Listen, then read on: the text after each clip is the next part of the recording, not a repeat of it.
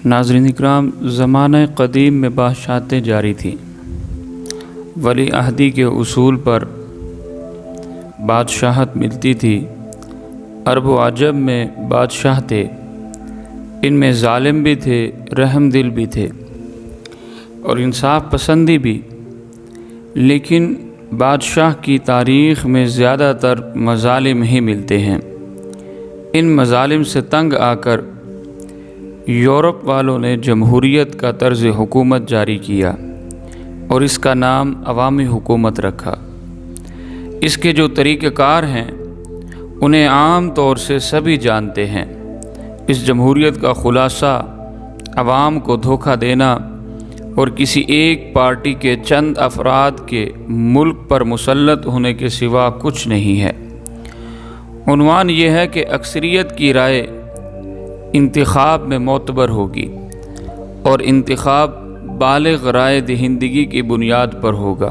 اس میں امیدوار کے لیے عالم ہونا، دیندار ہونا، بلکہ مسلمان ہونا بھی شرط نہیں۔ پڑھے لکھے اور بالکل جاہل مرد عورت امیدوار بن کر کھڑے ہو جاتے ہیں۔ بعض پارٹی کے نمائندے ہوتے ہیں اور بعض آزاد ہوتے ہیں۔ ان میں بعض وہ بھی ہوتے ہیں جو اسلام کے خلاف بولتے رہتے ہیں، اسلام کے نظام حدود اور قصاص کو ظالمانہ کہتے ہیں، جس کی وجہ سے حدود کفر میں داخل ہو جاتے ہیں، اور انتخاب میں پارٹیوں کے زور پر اور سرداروں کے زور پر، پیسوں کے زور پر ووٹ دینے والے بھی عموماً وہی لوگ ہوتے ہیں جو دین اسلام کے تقاضے کو نہیں جانتے۔ لہٰذا بغیر پڑھے لکھے اور ملحد اور زندیق بھی منتخب ہو کر پارلیمنٹ میں آ جاتے ہیں۔ جس شخص کو زیادہ ووٹ مل گئے وہی ممبر منتخب ہو جاتا ہے۔ اگر کسی سیٹ پر 11 آدمی کھڑے ہوں تو ان میں سے اگر 10 آدمیوں کو 15 ووٹ ملیں اور ایک شخص کو 16 ووٹ مل جائیں تو یہ ایک شخص سب کے مقابلے میں کامیاب مانا جائے گا اور کہا یہ جائے گا کہ اکثریت سے منتخب ہوا، حالانکہ اکثریت اس شخص کے مخالفین کی ہے۔ 150 افراد نے اسے ووٹ نہیں دیے، 16 آدمیوں نے ووٹ دیے ہیں۔ 150 کی رائے کی کوئی حیثیت نہیں۔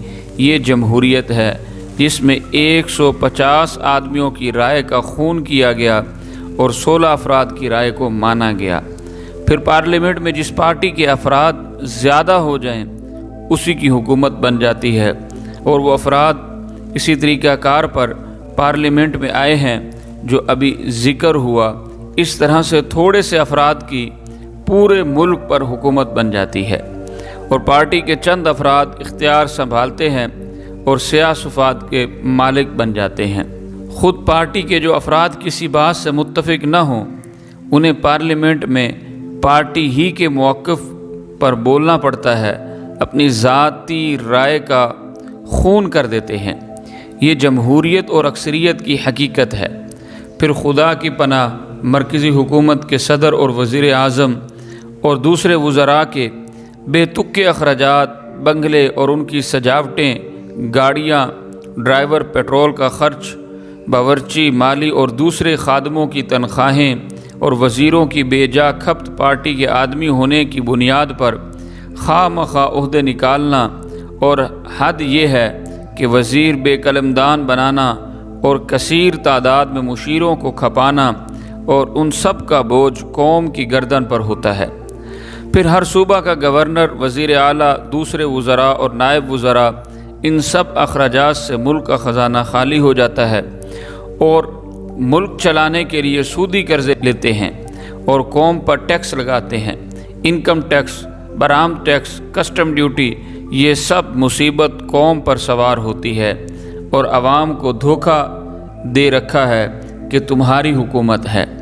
عوام ان پارٹی بازوں اور سیاسی بازی گروں کی باتوں میں آ جاتے ہیں اور سیدھا سادہ اسلامی نظام جس میں ایک امیر مرکزی حکومت میں ہو جس کا معمولی سا وظیفہ ہو اور علاقوں میں چند امیر ہوں اور یہ سب لوگ سادگی کے ساتھ رہیں، بقدر ضرورت واجبہ کو ان کو وظیفہ مل جائے، معمولی سے گھر میں رہیں، اگر کسی کا اپنا گھر ہے تو اسی میں قیام پذیر ہوں، اس نظام کو ماننے کے لیے لوگ تیار نہیں۔ انا للہ و انا الیہ راجعون۔ کہا جاتا ہے کہ اسلام میں جمہوریت ہے۔ اگر اس کا یہ مطلب ہے کہ اسلام میں شورا کی بھی کوئی حیثیت ہے تو یہ بات ٹھیک ہے، مگر اس کی حیثیت وہی ہے جو اوپر ذکر کر دی گئی۔ ایسی جمہوریت جس میں پورے ملک میں انتخاب ہو، بالغ رائے دہی کی بنیاد پر ہر کس و ناکس ووٹر ہو اور کثرت رائے پر فیصلہ رکھا جائے، اسلام میں ایسی جمہوریت نہیں ہے۔ اور ان کی لائی ہوئی جمہوریت بالکل جاہلانہ جمہوریت ہوتی ہے جس کا اسلام سے کوئی تعلق نہیں۔ انتخاب میں کوئی بھی کیسا بھی بے دین منتخب ہو جائے، جمہوریت جاہلیہ کی وجہ سے اس کے عہدہ کو ماننے پر مجبور ہوتے ہیں کہ اب کیا کریں، اب تو منتخب ہو ہی گیا، عوام کی رائے کو کیسے ٹھکرائیں۔ ان لوگوں کی غلطی یہ ہے کہ حکومت عوام کی سمجھتے ہیں، حالانکہ حاکم اللہ تعالی ہے، عوام اللہ کے قانون کے تابع ہے اور اس کے خلاف چلنے بولنے کی کوشش کرنے کی کوئی اجازت نہیں۔ ناظرین اکرام، آج ہمارے حال یہی ہے کہ ہم اس جمہوریت کو مان کر اپنے ملک و ملت کو تباہ و برباد کر رہے ہیں۔ آج پھر ایک کھیل رچایا جائے گا جس کا وقت مستقبل قریب کے اندر بالکل نزدیک آ رہا ہے کہ پھر سے پورے ملک کے اندر انتخابات ہوں گے، اور لوگ یہی امید لگا کر بیٹھے ہیں کہ فلاں پارٹی آئے گی ہمارے حال بہتر ہوں گے، فلاں پارٹی آئے گی ملک سنبھل جائے گا، فلاں نے لوٹ لیا فلاں نے بچا لیا۔ یہ سارے کے سارے قصہ کہانیاں ہیں جو ہمیں گمراہی کی طرف لے کے جا رہے ہیں اور ہمارے ملک و ملت کے خلاف گھناؤنی سازش ہیں۔ اللہ تعالی ہم سب کو اس بات کو سمجھنے کی توفیق دے کہ ہم کس ڈگر پر چلنے والے لوگ تھے اور کس کی طرف چل دیے۔ اگر اللہ کے قانون کو چھوڑ کر چلیں گے تو پھر کامیاب نہیں ہو سکتے، پھر اسی طرح پریشانیوں سے دوچار رہیں گے۔ اللہ ہمارے ملک و ملت کا حامی و ناصر ہو۔ اللہ ہماری قوم کو سمجھ عطا فرمائے۔